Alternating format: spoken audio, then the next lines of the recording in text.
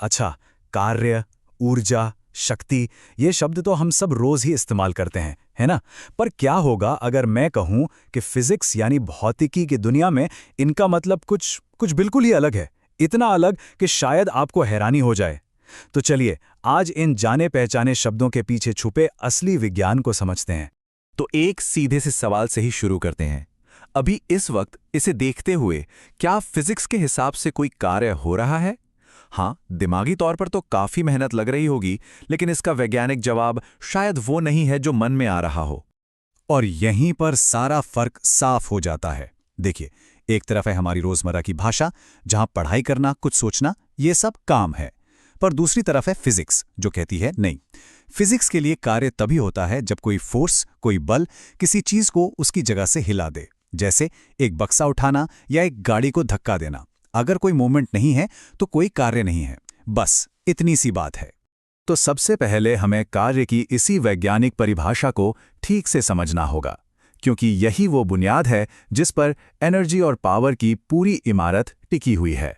तो फिजिक्स में कार्य यानी वर्क की सीधी सीधी दो शर्तें, एक कि कोई बल लगे और दूसरा कि उस बल की वजह से चीज अपनी जगह से हिले, मतलब उसमें डिस्प्लेसमेंट हो। ये जो फॉर्मूला है W = FD cos थीटा, ये बस यही कहानी बताता है। F हो गया फोर्स, D हो गया डिस्प्लेसमेंट।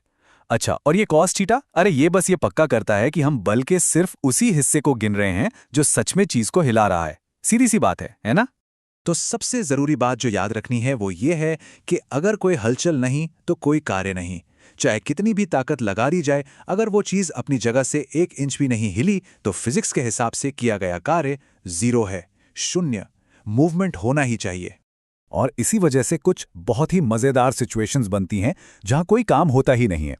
पहली, जैसे दीवार को धक्का देना, कोई डिस्प्लेसमेंट नहीं तो कोई काम नहीं। दूसरी, जहां कोई फोर्स ही न हो। और तीसरी, ये सबसे अजीब है, जब फोर्स और डिस्प्लेसमेंट एक दूसरे से 90 डिग्री पर हों। सोचिए जरा, एक सूटकेस उठाकर सीधा चला जा रहा है, ताकत तो ऊपर की तरफ लग रही है, लेकिन सूटकेस आगे बढ़ रहा है। तो फिजिक्स के हिसाब से उठाने वाले बल ने कोई कार्य नहीं किया। और ये उदाहरण तो कमाल का है।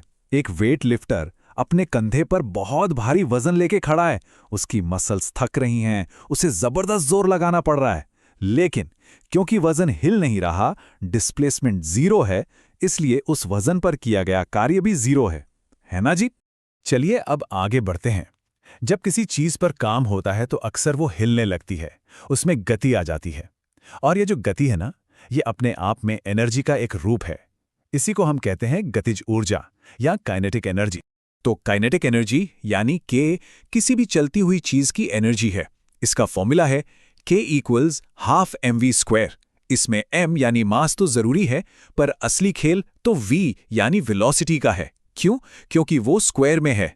इसका मतलब ये हुआ कि अगर किसी कार की स्पीड 2 गुनी कर दी जाए तो उसकी टकराने की एनर्जी 4 गुना बढ़ जाती है। इसीलिए तो तेज रफ्तार इतनी खतरनाक होती है। तो अभी तक हमने कार्य और ऊर्जा को अलग अलग देखा। अब इन दोनों को जोड़ने का वक्त आ गया है।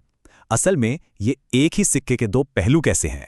इसको ऐसे समझिए, काम करना असल में एनर्जी को एक जगह से दूसरी जगह या एक रूप से दूसरे रूप में भेजने जैसा है।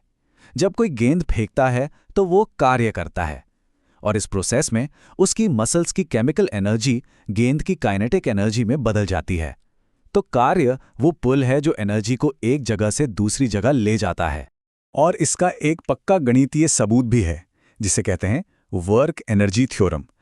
यह सीधी सी बात कहता है कि किसी चीज की काइनेटिक एनर्जी में जो भी बदलाव आया, वो उस पर किए गए टोटल वर्क के ठीक बराबर होगा। ये एक बहुत ही पावरफुल आइडिया है। आइए एक असली उदाहरण देखते हैं। एक साइकिल वाला ब्रेक लगाता है और फिसल कर रुक जाता है। अब यहां सड़क का जो घर्षण बल है वो साइकिल की गति के खिलाफ काम कर रहा है। तो इस बल ने नेगेटिव यानी ऋणात्मक कार्य किया। ये जो -2000 जूल का नेगेटिव वर्क है, इसने साइकिल की सारी काइनेटिक एनर्जी को सोख लिया और उसे जीरो कर दिया। लेकिन क्या होता है जब एनर्जी ट्रांसफर तो हो, पर वो फौरन गति में न बदले? मतलब वो एनर्जी गई कहां? यहीं पर कॉन्सेप्ट आता है स्टोर्ड एनर्जी का, जिसे हम कहते हैं पोटेंशियल एनर्जी। तो पोटेंशियल एनर्जी वो स्टोर्ड एनर्जी है जो किसी चीज की पोजीशन या उसके शेप में बदलाव की वजह से आती है। सबसे अच्छा उदाहरण है एक खींचा हुआ धनुष। जब धनुष को खींचा जाता है तो उसके शेप को बदलकर उसमें एनर्जी भर दी जाती है, और जैसे ही डोरी छोड़ी जाती है ये सारी स्टोर्ड पोटेंशियल एनर्जी तीर की काइनेटिक एनर्जी में बदल जाती है। गुरुत्वाकर्षण के साथ भी ठीक ऐसा ही होता है। जब किसी चीज को ऊपर उठाया जाता है तो असल में गुरुत्वाकर्षण के खिलाफ कार्य किया जाता है, और ये कार्य उस चीज में पोटेंशियल एनर्जी के तौर पर स्टोर हो जाता है। उसे जितना ऊंचा यानी h उठाया जाएगा उतनी ही ज्यादा एनर्जी उसमें जमा होगी, जो गिरने पर रिलीज होने के लिए तैयार रहेंगी। और आखिर में अब हम उस नियम पर आते हैं जो इन सबको एक साथ जोड़ता है, ऊर्जा के संरक्षण का अटूट नियम, the law of conservation of energy. चलिए एक गिरती हुई गेंद की कहानी देखते हैं। जब गेंद सबसे ऊपर है, वो रुकी हुई है, तो सारी की सारी एनर्जी पोटेंशियल है, स्टोर्ड है। जैसे ही वो गिरना शुरू करती है, ये स्टोर्ड एनर्जी गति में बदलने लगती है, तो पोटेंशियल एनर्जी कम होती जाती है और काइनेटिक एनर्जी बढ़ती जाती है, और जमीन से टकराने से ठीक पहले सारी की सारी स्टोर्ड एनर्जी गति की एनर्जी में बदल चुकी होती है। तो सबसे बड़ी बात क्या निकल कर आई? ये कि किसी भी पल अगर उस गेंद की काइनेटिक और पोटेंशियल एनर्जी को जोड़ दिया जाए तो उनका टोटल, जिसे हम कुल यांत्रिक ऊर्जा कहते हैं, वो हमेशा एक जैसा ही रहेगा। एनर्जी ना तो पैदा होती है ना ही खत्म होती है, वो बस अपना रूप बदलती है। ये उसी सिद्धांत को कहने का एक और तरीका है। जब तक सिस्टम पर काम करने वाले बल कंजर्वेटिव हों, जैसे कि ग्रेविटी जो एनर्जी को बर्बाद नहीं करती, तब तक सिस्टम की टोटल मैकेनिकल एनर्जी हमेशा एक जैसी रहती है। हाँ, अगर घर्षण जैसी कोई चीज आ जाए जो एनर्जी को गर्मी में बदल दे तो बात थोड़ी बदल जाती है, लेकिन मेन आइडिया वही रहता है, एनर्जी कभी गायब नहीं होती। और ये हमें एक बहुत ही गहरे सवाल पर लाकर छोड़ देता है। अगर एनर्जी को बनाया या मिटाया नहीं जा सकता, वो सिर्फ एक रूप से दूसरे में बदलती है, तो फिर ये सारी की सारी एनर्जी शुरुआत में आई कहां से? ये एक ऐसा सवाल है जो हमें फिजिक्स से भी आगे ले जाता है। सोचने वाली बात है ना?